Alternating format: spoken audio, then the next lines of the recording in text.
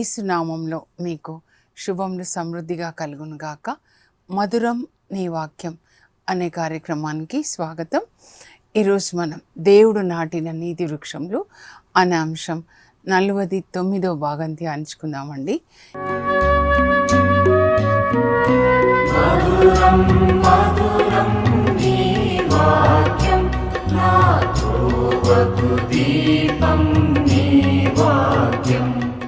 ఈరోజు దేవుడు నాటిన నీతి వృక్షం ఎవరు అనంటే బర్నబా అండి. ఈయనని ప్రవక్త అని కూడా అపోస్తల కార్యాలు 13:1-2 చెప్పారనమాట.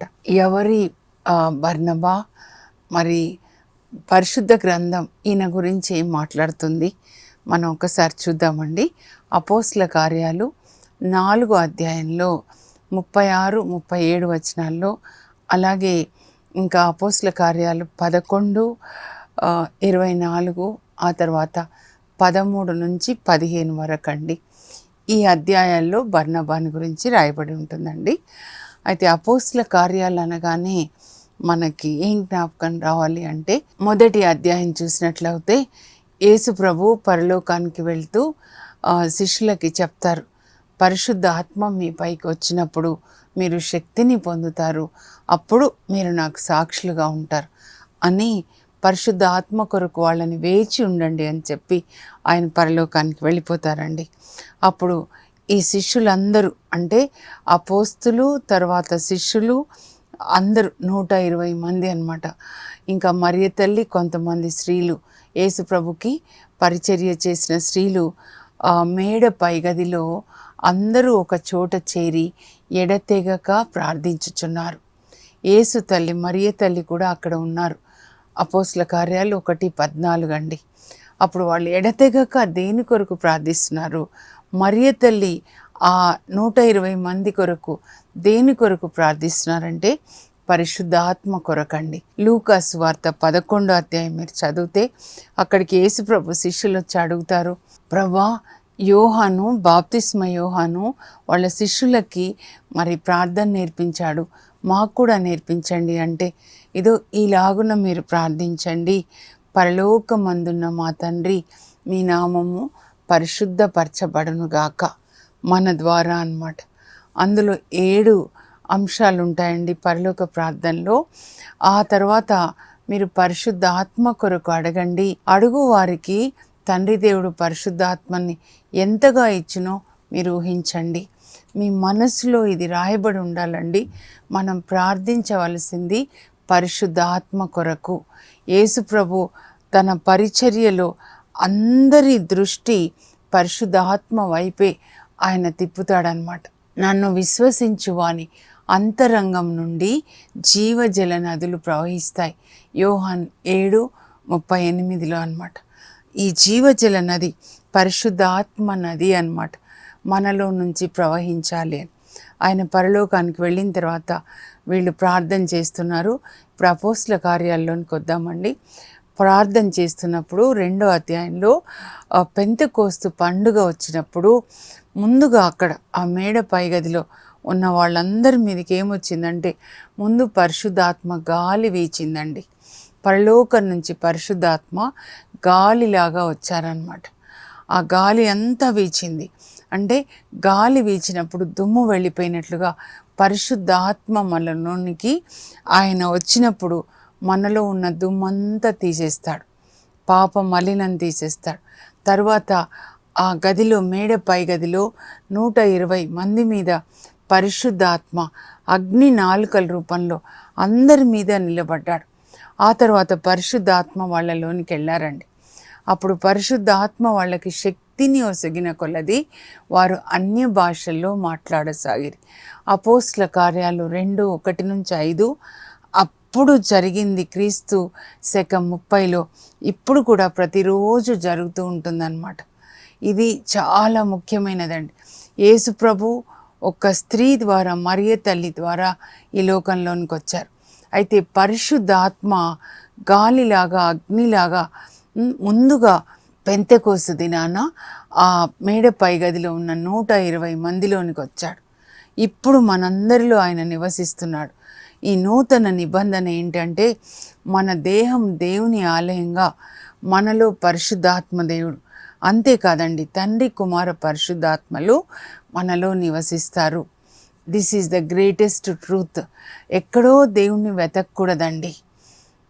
సెయింట్ ప్యాట్రిక్ గారు ఎప్పుడు ఏం ప్రార్థన చేస్తారంటే, Christ is in me, Christ is around me, Christ before me, Christ behind me, Christ above me, Christ below me, Christ beside me అని ఆ ప్రార్థన నేను కూడా చేసుకుంటానండి. మీరు కూడా చేసుకోవాలి. క్రీస్తు నాలో ఉన్నాడు. క్రీస్తు ఎవరు? వాక్యం అన్నమాట. పరిశుద్ధాత్మ మనలోనికి రాగానే మనకి ఏదో వాక్యాన్ని చదివించి దాని ప్రకారం జీవించడానికి, నీతి మార్గంలో యేసు ప్రభువు నడిచిన సిలువ మార్గంలో, నీతి మార్గంలో, శ్రమల మార్గంలో ఆయన మనల్ని పరలోకానికి నడిపిస్తాడనమాట. అందుకే రోమా 8:14 దేవుని ఆత్మ వలన నడపబడువారు దేవుని పుత్రులు అని వ్రాయబడి ఉందండి. క్రీస్తు ఆత్మ ఎవరిలో లేదో వాళ్ళు క్రీస్తునకి చెందిన వాళ్ళు కాదు. రోమా 8:7. ఈరోజు ఆ అధ్యాయం కూడా చదవండి. మనం చర్చికి వెళ్తుండొచ్చు, కొన్ని ప్రార్థనలు చేస్తుండొచ్చు, కానీ క్రీస్తు ఆత్మ మనలో ఉండాలన్నమాట. ఏంటి ఆ క్రీస్తు ఆత్మ అంటే? దేవునికి విధేయత చూపించిన ఆత్మ, శిలువ మరణం వరకు తండ్రి చిత్తాన్ని చేసిన ఆ ఆత్మ మనలో ఉండాలన్నమాట.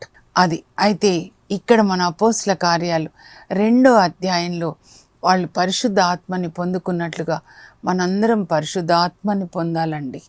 దాని కొరకు దాహం కొని ఉండాలి. వీళ్ళు 3.5 సంవత్సరాలు యేసు ప్రభు యొక్క వాక్యాన్ని వింటారు. ఆ వాక్యం వాళ్ళ హృదయాల్లో అది నిలువ చేయబడిందనమాట. ఇప్పుడు పరిశుద్ధ ఆత్మ వాళ్ళలోనికి వచ్చారు. 3.5 సంవత్సరాలు దేవుని యొక్క వాక్యాన్ని విన్నారు యేసు ప్రభు యొక్క శిష్యులు అన్నమాట. మనం కూడా వాక్యం చదువుతున్నప్పుడు పరిశుద్ధ ఆత్మ మనలోనికి వెళ్తారండి. అప్పుడు ఆ పరిశుద్ధ ఆత్మ వాక్యం మనం జీవించేలాగా మనకి శక్తినిస్తారు. ఈ అనుభవం అందరూ పొందాలి. ఎందుకంటే యోహాను 3లో యేసు ప్రభు నికోదేముకి చెప్తారు, ఒకడు ఆత్మ వలన నీటి వలన జన్మించడనే తప్ప దేవుని రాజ్యంలో ప్రవేశించడు. ఇది చాలా సీరియస్గా మనం తీసుకోవాలి. ఎందుకంటే ఇవి చివరి రోజులు. అన్ని సూచనలు మనం చూస్తున్నాం. కేరళకి ఏం జరిగిందో, ఆ తర్వాత యుద్ధాలు, ఇదన్నీ మనం చూస్తున్నాం. భూకంపాలు ఎక్కడ చూసినా కూడా. కనుక సిద్ధంగా ఉండాలి. మీరు మేఘాలు పట్టినప్పుడు ఆకాశంలో అది చూసి ఇంకా వర్షం వస్తుంది అంటారు కదా. మరి యుగాంతపు సూచనలు అన్నీ చూస్తున్నారు కదా. అప్పుడు మీరేం గ్రహించాలి? ఆయన యేసుప్రభువు రాకడ సమీపంలో ఉంది, ఆయన వాకిట ఉన్నాడు అని మీరు తెలుసుకోవాలంట. ఎవరైనా వాకిట్లోకి వస్తే, వాకిట అంటే ఇంటికి, మన ఇంటికి డోర్ దగ్గర వచ్చారంటే లోపలికి వస్తారు కదండి. యేసు ప్రభు కూడా ప్రొద్దున నేను ధ్యానిస్తున్నప్పుడు ఈ మాటలన్నీ జ్ఞాపకం చేశారండి. ఇవన్నీ చూస్తున్నారు కదమ్మా. ప్రొద్దునంతా ఒకే వర్షం అండి, రాత్రి వర్షం, సడన్గా వర్షం, సడన్గా వేడి, ఎక్కడ చూసినా మళ్ళీ ఇప్పుడు అనారోగ్యం, వైరల్ ఫీవర్ అని, ఇంకేంటి డెంగ్యూ ఫీవర్ అని, ఇంకా చికెన్ గనియా అని, అనారోగ్యాలు, రోగాలు ఎక్కువైపోతూ ఉన్నాయి. కోవిడ్ దగ్గర నుంచి కదా, దాదాపు 2020 నుంచి అన్నమాట. యుద్ధాలు, రోగాలు, భూకంపాలు, కరువులు. ఇంకా బేసిక్గా నిన్న వెళ్ళినప్పుడు మా అన్నయ్య చెప్తా ఉన్నారనమాట, రాఖీ పండుగ కట్టాలి అన్నయ్య దగ్గరికి అని వెళ్తే, ఇదంతా జరిగిన తర్వాత ఇన్ని వచ్చినా కూడా మా అన్నయ్య అంటున్నారు, జసింత ప్రజల్లో దైవభీతి ఇంకా తగ్గిపోయింది. దేవునికి దగ్గర రావాల్సిన వాళ్ళు దైవభీతి తగ్గిపోతూ ఉంది. మీరు యెషయా 11:2 ప్రకారం దయచేసి మీరు ప్రార్థించండి. నేను ఒక అక్కలాగా, తల్లిలాగా చెప్తున్నాను. మీ కొరకు, మీ పిల్లల కొరకు దేవుని యొక్క ఆత్మ నా హృదయంలో ఆయన ఉన్నారు. పాత నిబంధనలో అయితే ఇదో దేవుని ఆత్మ తన తలపై నిలిచి ఉన్నది. అది వివేకాన్ని ఇచ్చే ఆత్మ, విజ్ఞానాన్ని ఇచ్చే ఆత్మ. ఏ వివేకం అంటే బైబుల్ దేవుని యొక్క వివేకం అండి. Divine wisdom is different from demonic wisdom అన్నమాట. డివైన్ విజ్డమ్ ఏంటంటే ఈ లోకం అంతా చెత్త, యేసు ప్రభుని కలిగి ఉండడమే ఆస్తి. డీమానిక్ విజ్డమ్ ఏంటంటే ఈ లోకంలో ఆస్తి సంపాదించుకోవాలి, తినాలి, త్రాగాలి. దేహం దేవుని యొక్క ఆలయం కాదు, దయ్యాల ఆలయంగా త్రాగడము, తినడము, పాపం చూడడం, ఏమైనా సంపాదించుకోవాల్సిందే అవినీతి మార్గంలో. ఆ విజ్డమ్ కాదండి. పరిశుద్ధాత్మ వస్తే మనకి పరలోక సంబంధమైన వివేకాన్ని ఇస్తాడు. పౌలు కలిగిన వివేకం. ఫిలిప్పీ 3లో పౌలు అంటాడు, నా క్రీస్తును గూర్చిన జ్ఞానముకై నేను ఈ లోకమంతా కూడా చెత్తగా భావిస్తున్నాను. మనకెంత పరిశుద్ధాత్మ రావాలంటే ఈ లోకంలో ఉన్న గొలుసులు, ఆస్తి చెత్తగా కనబడాలి. అవినీతి సంబంధమైన సినిమాలు భయంకరమైన చెత్త, అసహ్యం కలిగేలాగా కనబడాలి. పరిశుద్ధాత్మ ఉంటే అలా ఉంటుందండి. ఆ తర్వాత దైవ భీతిని కలిగించే ఆత్మ. యెషయా 11:2 ప్రతి ఒక్కరూ ప్రతిరోజు ప్రార్థించండి. మీ పిల్లలకి కూడా ఈ ఆత్మనివ్వమని. పిల్లలు దేవునికి భయపడి వాక్యం చదువుకొని వాక్యం ప్రకారం జీవించాలి. యవ్వనస్తుల కొరకు ప్రార్థించాలి. మనం పరిశుద్ధాత్మని పొందిన తర్వాత పేతురు మొదటి ప్రసంగాన్ని చేస్తాడు. 2వ అధ్యాయంలో 11 నుంచి ఉంటుందండి అపోస్తల కార్యాలు. అప్పుడు పేతురు ప్రసంగాన్ని విని 3,000 మంది యేసు ప్రభుని సొంత రక్షకునిగా అంగీకరిస్తారు. అంటే క్రీస్తు సంఘం పుట్టినరోజు, బర్త్డే ఆఫ్ ద చర్చ్ అన్నమాట పెంతెకోస్తు. పేతురు ప్రసంగాన్ని విని 3,000 మంది రక్షణలోకి వస్తారు. అలా రక్షణ పొందిన వాళ్ళలో ఈ బర్నబా కూడా ఒకరు అన్నమాట. బర్నబాని గురించి దేవుడు ఏం చెప్తున్నారంటే అపోస్తల కార్యాలు 11:24 అండి. చాలా మంచి మాటలు చెప్తున్నారండి. ఈ బర్నబా మంచివాడు, పరిశుద్ధ ఆత్మతోనూ విశ్వాసముతోనూ నిండి ఉన్నాడు అని చెప్తున్నారు. మంచివాడంటండి. యేసు ప్రభుని ఏమంటారు? మంచివాడు యేసు దేవుడు, మంచివాడు ఈ బర్నబా. ఏం చేస్తున్నాడు? పరిశుద్ధాత్మని పొందిన తర్వాత ఆయన ఏం చేస్తున్నాడు మనం ఒకసారి తెలుసుకుందామండి. అపోస్తల కార్యాలు 4వ అధ్యాయం 32 నుంచి అన్నమాట. 3,000 మంది మొదటి ప్రసంగంలో రక్షించబడతారు. అంటే 3,000 మంది పురుషులు, అన్ని కుటుంబాలు. మరి 3వ అధ్యాయంలో కుంటివానికి స్వస్థత ఇచ్చిన తర్వాత పేతురు, యోహాను ఇద్దరు లోపలికి వెళ్ళేటప్పుడు అప్పుడు దేవాలయంలో ప్రసంగం చేస్తాడు పేతురు. అప్పుడు ఇంకొక 2,000 మంది రక్షణలోకి వస్తారు. అంటే అపోస్తల కార్యాలు 4:4 ఏముంటుందంటే ఇప్పటికీ యేసుప్రభుని అంగీకరించిన వాళ్ళు యెరూషలేంలో 5,000 మంది పురుషులు, అంటే 5,000 కుటుంబాలు అన్నమాట. ఈ అందరికీ 5,000 కుటుంబాలకి ఒక తండ్రిలాగా ఉన్నాడు బర్నబా. అంతేకాదు అపోస్తులకి కూడా తండ్రిగా ఉండి వాళ్ళని ఎంకరేజ్ చేస్తూ ఉంటాడనమాట. ఎందుకంటే సువార్త బోధిస్తే వాళ్ళని జైల్లో పెడుతున్నారండి, చెరసాల్లో. ఈ ప్రధాన అర్చకులు వీళ్ళంతా మహాసభ సభ్యులు అనమాట. కానీ బర్నబా, మీరు ఏదో భయపడొద్దు, దేవుడు మనకి తోడుగా ఉన్నారు, యేసు ప్రభు మనలో ఉన్నారు, పరిశుద్ధాత్మ ఉన్నారు, మీరు ఈ సువార్త పనిని ఆపొద్దు, ప్రపంచాన్ని సువార్తతో నింపండి, అలా వాళ్ళని ఎంకరేజ్ చేస్తున్నాడు అనమాట. అందుకని ఆయనకి వాళ్ళు బర్నబా అని పేరు పెడతారు. బర్నబా అంటే ఉత్సాహపరచువాడు, మ్యాన్ ఆఫ్ ఎంకరేజ్మెంట్. మరి అసలు ఆయన పేరేంటి అంటే ఆయన అసలు పేరు యోసేపు అండి. యోసేపు ఎక్కడ పుట్టాడు అని అంటే ఆయన సైప్రస్ దేశంలో పుట్టాడండి. లేవీయ వంశంలో పుడతాడు. చాలా ధనికుడు.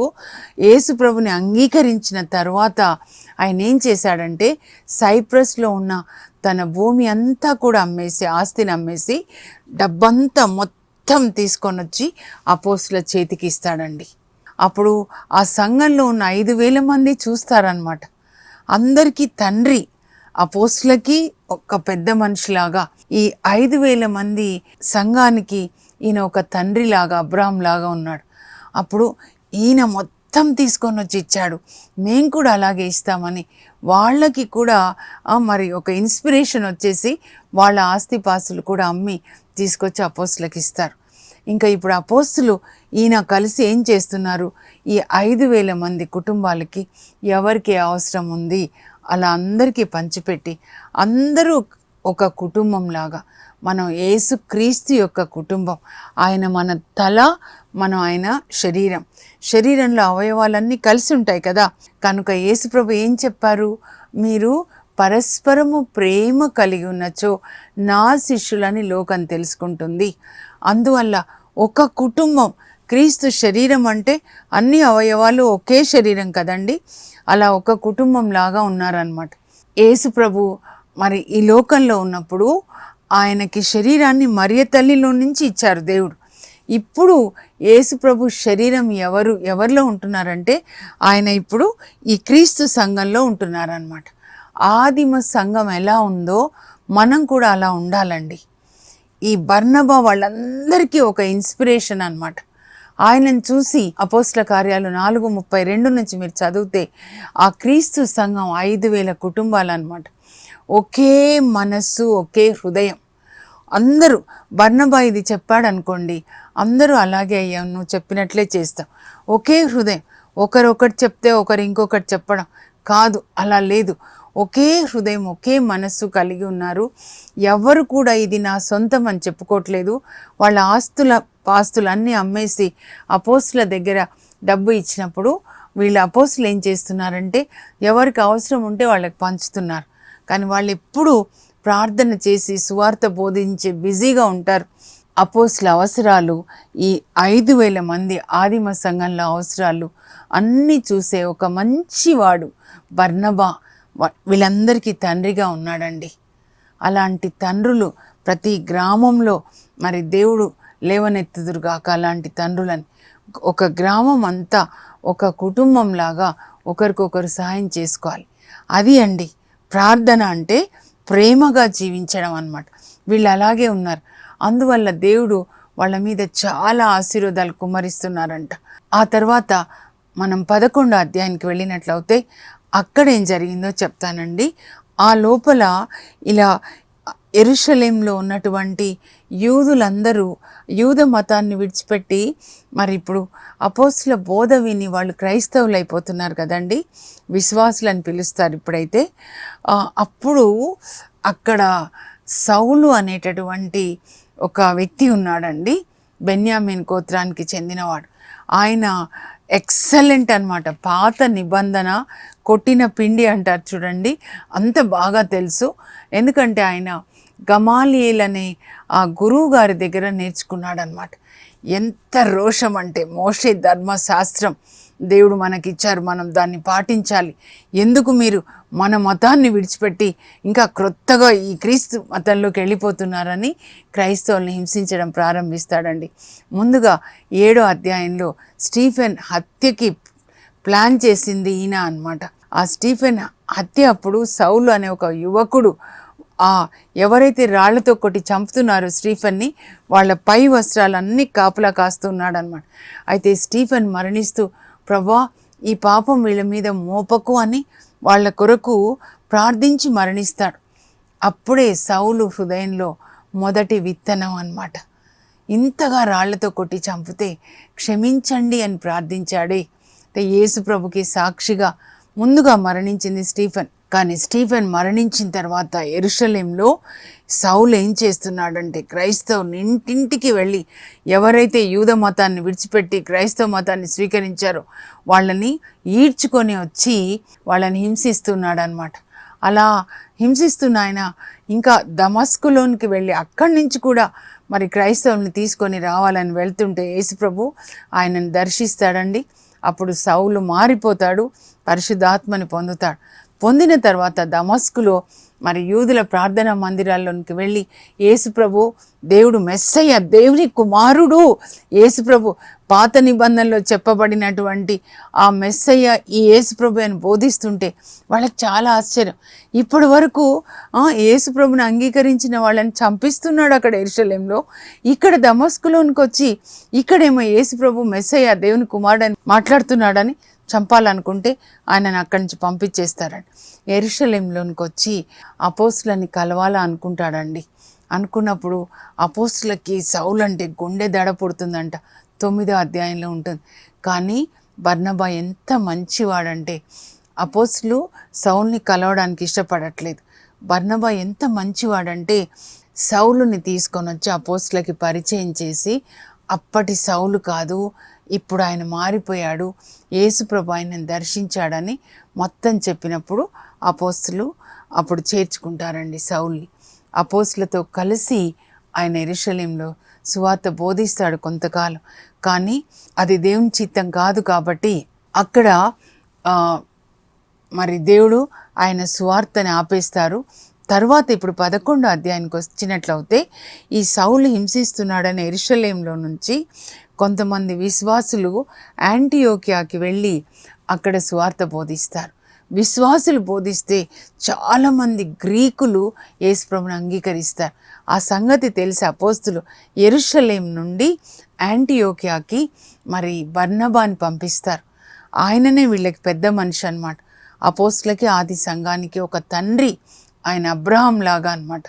అప్పుడు ఆయన వెళ్ళి చూస్తే యాంటియోకియాలో విశ్వాసులు బోధిస్తున్నారు. ఇక్కడి నుంచి వెళ్ళిన వాళ్ళు సైప్రస్ నుంచి, సిరేనియా నుంచి వచ్చిన వాళ్ళు అనమాట.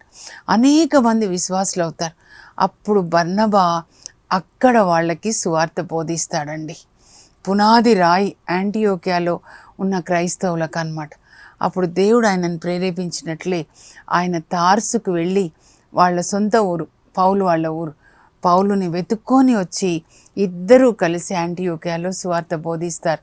అక్కడే క్రైస్తవులు మొదటిసారిగా విశ్వాసులను పిలువబడతారనమాట. తర్వాత వీళ్ళిద్దరూ కలిసి మొదటి సువార్త ప్రయాణానికి వెళ్తారండి. నేను మ్యాప్లో చూపిస్తాను, ఇక్కడ మీరు చూడండి. సైప్రస్, ఇది బర్నబా వాళ్ళ పట్టణం అండి. అక్కడి నుంచి మరి యెరూషలేంకి పెంతెకోస్తు పండుగకి వచ్చి ఉంటాడు. పేతురు యొక్క ప్రసంగాన్ని విని ఆయన యేసుప్రభుని సొంత రక్షకునిగా అంగీకరిస్తాడు. అక్కడ ఆదిమ సంఘానికి తండ్రిగా అపోస్తులని మరి ఉత్సాహపరిచేటటువంటి వ్యక్తిగా ఉంటాడనమాట. తన ఆస్తంతా కూడా అమ్మి ఇచ్చేస్తాడు. తర్వాత సౌలుని తీసుకొని వచ్చి అపోస్తులకి పరిచయం చేస్తాడు. ఆ తర్వాత మరి అపోస్తులు యెరూషలేం ఇక్కడి నుంచి యాంటియోకియాకి ఆయనను పంపిస్తారనమాట, బర్నబాని. అక్కడ విశ్వాసులు సువార్త బోధిస్తున్నారు. గ్రీకులు వాళ్ళు సువార్తని అంగీకరించి క్రైస్తవులైపోయారు. ఆ తర్వాత ఇంకా ఆయన తార్సుకు వెళ్తాడు. ఇది పౌలు పట్టణం అండి. తార్సుకు వెళ్ళి పౌలుని వెతుక్కొని మరి పౌలుని అక్కడ తీసుకొస్తాడు. ఇప్పుడైతే సౌలు అనే పిలుస్తారులేండి. అప్పుడు ఇంకా యాంటియోకియా నుంచి ఈ సౌలు, బర్నబా, ఆ తర్వాత బర్నబా వాళ్ళ అక్క కొడుకు అనమాట మార్కు, ముగ్గురు కలిసి వాళ్ళు ఇలా వెళ్తారు. ఇక్కడ చూడండి, సలామి, తర్వాత పాఫో, ఆ తర్వాత ముందుకెళ్తారు పెర్గే. ఇక్కడ వచ్చినప్పుడు మార్కు తిరిగి వెళ్ళిపోతాడండి, భరించలేక, యవ్వనస్తుడు కదా, మార్కు వెళ్ళిపోతాడు. ఇంకా అప్పుడు వీళ్ళిద్దరే మిగులుతారనమాట, బర్నబా తర్వాత ఇప్పుడు పౌలు అనమాట. పాఫోలో ఇక్కడ నుంచి ఆయనని పౌలు అని పిలుస్తారు. ఇలా వెళ్తారు. ఇది ఇంకొక యాంటియోకియా అండి. దీన్ని పిసిడియాలోని యాంటియోకియా అంటారనమాట. అక్కడ నుంచి ఇకోనియా, అక్కడి నుంచి లిస్త్రా. లిస్త్రా ఎవరు ఊరంటే తిమోతి వాళ్ళ ఊరండి. ఇక్కడ చచ్చేలాగా పౌల్ని కొడతారు అపోస్తుల కార్యాలు 14లో. అప్పుడు తిమోతి వాళ్ళ అమ్మమ్మ వాళ్ళ ఇంటికి తీసుకెళ్తారు. తిమోతి సేవ చేస్తాడు, యవనస్తుడు అనమాట, 16-17 సంవత్సరాల అబ్బాయి. ఆ తర్వాత ఇక్కడి నుంచి దెర్బే, అలాగే మళ్ళీ తిరిగి ఇలా మళ్ళీ వాళ్ళు ఎలా వెళ్ళాలో అలా తిరిగి ఇక్కడికి వచ్చేస్తారనమాట. ఇప్పుడు వాక్యాన్ని ధ్యానించుకుందాం. అపోస్తుల కార్యాలు 13-14 అధ్యాయాలు అనమాట. ఇద్దరూ కలిసి గలతీ ప్రాంతాలకి సువార్త బోధించడానికి వెళ్తారు. అయితే బర్నబా వాళ్ళ అక్క యెరూషలేం మరియమ్మ, అపోస్తుల కార్యాలు 12లో చూస్తాము, ఆమె కుమారుడు మార్కు, అంటే మార్కు వాళ్ళ డాడీ చనిపోయి ఉంటాడనమాట. ఈ మార్కు మరి తన అక్క కొడుకు అంటే మేనల్లుడు అవుతాడు. ఆయనను తీసుకొని కూడా సువార్తకి వెళ్తారండి. అయితే మార్కు పాపం ఉండలేక, ఇదో సౌలు ఎట్లా అంటే సముద్రాల్లో ప్రయాణం చేస్తాడు, అడవుల్లో ప్రయాణం చేస్తాడు, లోయల్లో ప్రయాణం చేస్తాడు. ఈ చిన్న అబ్బాయి ఒకవేళ 20+ ఉండొచ్చు. మార్కు తట్టుకోలేక తిరిగి వచ్చేస్తాడు మధ్యలోనే. ఆ తర్వాత వాళ్ళు 15వ అధ్యాయంలో మళ్ళా రెండో సువార్త ప్రయాణానికి వెళ్ళాలనుకున్నప్పుడు సౌలు బర్నబా మార్కును కూడా తీసుకొని పోదామంటే సౌలు ఒప్పుకోడు అనమాట. ఇప్పుడు పౌలు అయిపోయినాడు కదా, ఒప్పుకోడు. పోయినసారి మధ్యలోనే వచ్చేసాడు.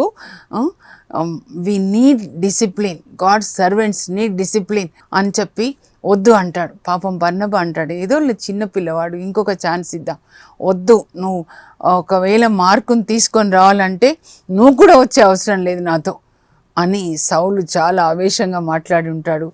ఆ తర్వాత ఇద్దరు విడిపోతారండి.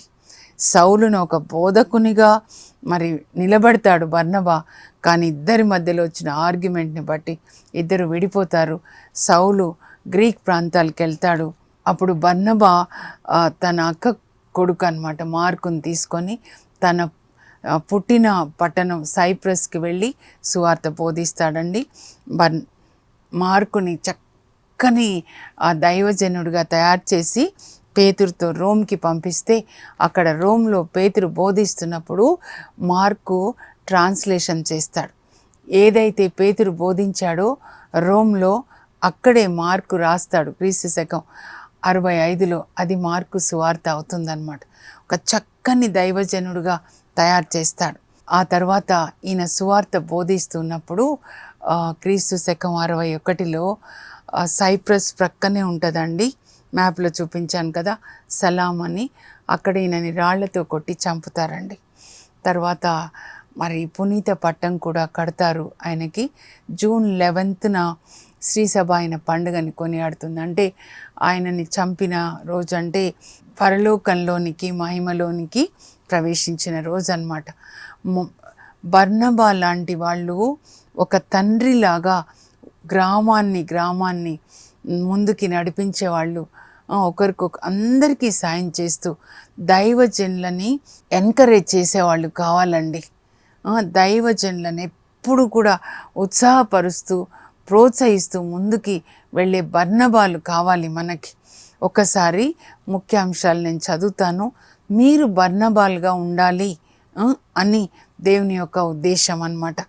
దేవుడు నాటిన నీతి వృక్షంలో బర్నబా వాక్య భాగం అపోస్తల కార్యాలు 4, 11, 13-15 అధ్యాయాలండి. బర్నబా మంచివాడు, అతడు పరిశుద్ధ ఆత్మతోనూ విశ్వాసముతోనూ నిండి ఉండెను. బర్నబా అనగా ఉత్సాహపరచువాడు అని అర్థం. బర్నబా సైప్రస్ దేశంన జన్మించిన లేవీయుడు. ఇతని అసలు పేరు యోసేపు. ఇతడు తన సొంత భూమిని అమ్మి వచ్చిన పైకంను తెచ్చి అపోస్తులకు ఇచ్చేస్తాడు. బర్నబా ఆదిమ సంఘంనకు ఒక తండ్రిగా మూల స్తంభముగా ఉండి అపోస్తులకు విశ్వాసులకు అండగా నిలబడతాడు. సౌలును ఒక గొప్ప బోధకునిగా తీర్చిదిద్దిన మంచివాడు. బర్నబా సౌలులు యాంటియోకియాలోని క్రైస్తవ సంఘ పునాది రాళ్ళు. దేవుని పనికై ప్రత్యేకింపబడిన ప్రవక్తలు బర్నబా సౌలులు. క్రీస్తు శకం 47-48 పౌలు బర్నబాల మొదటి సువార్త ప్రయాణం. అపోస్తులకు ప్రియమిత్రులు పౌలు బర్నబాలు. వాళ్ళు అపోస్తలు పౌలు బర్నబాలని ప్రియమిత్రులు అని సంబోధిస్తారండి. క్రీస్తు శకం 50లో పౌలు బర్నబాల విషాదకరమైన ఎడబాటు, వాళ్ళిద్దరూ విడిపోతారు. అప్పుడు బర్నబా మార్కుతో కలిసి సైప్రస్లో సువార్తను బోధిస్తాడు. అతడు తన సోదరి కుమారుడైన మార్కును మంచి బోధకునిగా తీర్చిదిద్ది పేతురు దగ్గరకు చేరుస్తాడు. క్రీస్తు శకం 61లో సైప్రస్లోనున్న సలాంలో బర్నబాను రాళ్లతో కొట్టి చంపినట్లుగా తెలుస్తుందండి. శ్రీసభ బర్నబా పండుగను జూన్ 11న కొనియాడుతుంది. ఇప్పుడు ప్రార్థన చేసుకుందాం. పరలోకపు మా తండ్రి, మీ పరిశుద్ధ నామమునకు స్తోత్రం కలుగును గాక. యేసు ప్రభు యొక్క మంచితనం అంతా కూడా బర్నబా హృదయంలో పోసారు ప్రభా. బర్నబా మంచివాడు, పరిశుద్ధ ఆత్మతో విశ్వాసంతో నింపబడినవారు. ఆదిమ సంఘానికి ఒక తండ్రిగా ఉండి తన ఆస్తంతా అమ్మి పేదలకి పంచి పెడుతూ ఉన్నాడు. మరి అపోస్తులకు కూడా ఒక ఆత్మీయ తండ్రిగా వాళ్ళని ఉత్సాహపరుస్తూ దేవుని సేవలో ముందుకు వెళ్ళేలాగా చేశాడు. అలాంటి బర్నబాలని మాకు దయచేయండి అయ్యా. వాక్యం వింటున్న వాళ్ళు కూడా బర్నబాలాగా మంచి వాళ్ళుగా ఉంటూ అందరికీ సహాయం చేస్తూ ముఖ్యంగా దైవజనులని ప్రోత్సహించే వారిగా వాళ్ళని సపోర్ట్ చేసే వాళ్ళుగా తండ్రి ఈ బిడ్డల్ని అభిషేకించండి. యేసు నామంలో అడుగుచున్నాం తండ్రి, ఆమెన్. మీరు కూడా ఒక మంచి బర్నబాగా మీ ఊరికి పేదవాళ్ళకి సాయం చేయండి. దైవజనులకి మీరు సపోర్ట్ చేయండి. God bless you. Have a blessed day.